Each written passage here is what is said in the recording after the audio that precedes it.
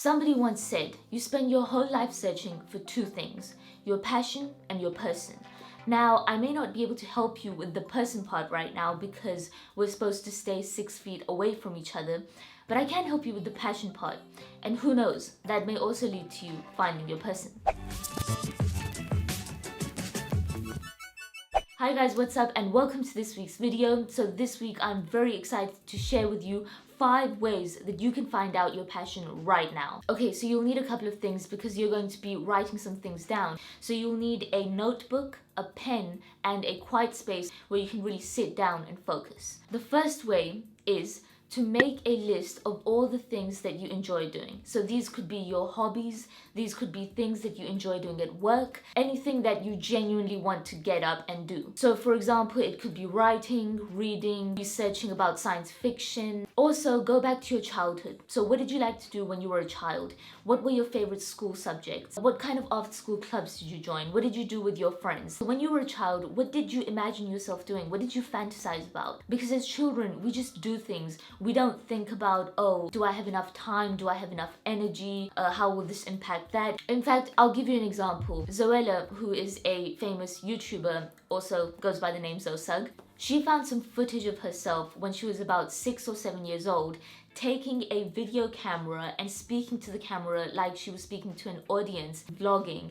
And this was before YouTube was even a thing. And guess what? About 20 years later, that is her career. There was also a scientific study conducted which showed that adults who had jobs which were similar to the activities that they did when they were children, those adults were far happier than adults whose activities were completely different from what they did when they were a child.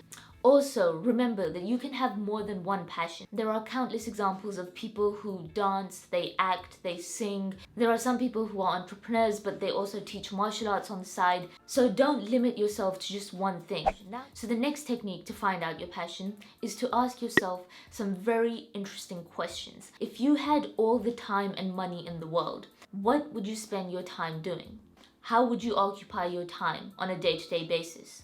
Now, this is a very interesting question because it takes out that aspect that, oh, there's not enough time and, oh, I won't be able to make money. So again, all the answers you get to this question, write them down. This is why people who become multimillionaires or billionaires, people who have made enough money that their generations can survive, they still continue to work. And that's because I believe we don't work to make money. We work to feed our soul. So the next question to ask yourself is, if you couldn't fail at anything, what would you do? What's the first thing that you would do if failure was taken out of the equation? Another hypothetical question to ask yourself is, if you were born again, what would you want to become? What career path would you take? Because a lot of times people bring the age factor into things and they say that it's a bit late for them. If they are, for example, past the age of 30, they can only do certain kinds of things. You might actually be surprised by some of the answers that you're writing down, because as humans, whilst we're good at lying to others, we're even better at lying to ourselves and suppressing things for years and years and years, and they all come back to the surface and okay, I got a bit carried away. Anyway, let's move on. The next way to find out your passion is to look at your behaviors. So, what do you do when you're alone? There's also a quote which is that you are your true self when you are alone. So really observe yourself, your thoughts. What do you enjoy reading about? Is it politics? Is it fashion? Is it tech? It could be anything. You could enjoy reading up about people's relationships and the reason why people break up. You could actually discover that you want to be a relationship therapist. Don't be afraid to be unconventional. You might actually end up pioneering a new kind of job. Here are 10 jobs that didn't exist 10 years ago. There is no right or wrong in this. Simply things that people enjoy doing, which also happen to offer value and people's needs. And when you marry the two, you get something called a job. Okay, so the next technique to uncover your passion is through belonging and community. What kind of people do you want to be around and what kind of environments do you want to be in? The kind of people that you want to be surrounded by says a lot about the kind of person that you want to become, the lifestyle that you want to lead, and the passion that you want to perform. This is a great way of uncovering your passion because it starts from the end goal. You visualize yourself in that community, and then you work backwards down to the individual, which is you.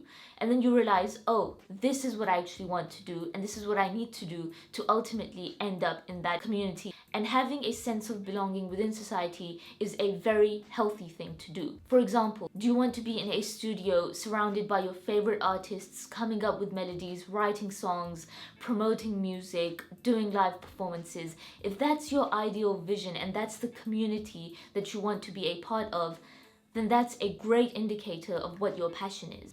Now, this entire list that you've been making so far hopefully has some repetitions, some common themes, some areas which are really sticking out to you, and it's really important to listen to your intuition as well of what you should go after.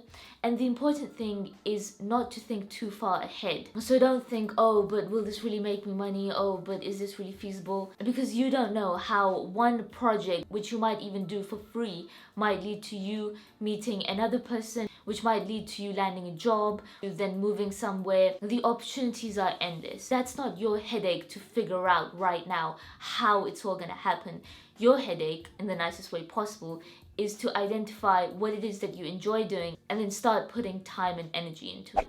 So the final way to uncover your passion is through personal development, or something called working on yourself. Personal development is vital because without it, you won't be able to execute your passion and yield the most benefits out of it. Because ultimately, everything that will come will be from you. So you need to make sure that your machinery, your body, your diet, your health and fitness is all in the best shape so that what you execute is also to that high caliber. So working on yourself could involve breaking old habits, setting a nice morning routine, or just generally being a better version of yourself and a better human being to others. So those were the 5 techniques. I hope all these techniques help you out, and if you practically do all of these, I'm pretty sure you will see some common themes come up and you will understand what it is that you truly want to do. And it's now in your hands to go out and execute it and gift the world with your unique talent.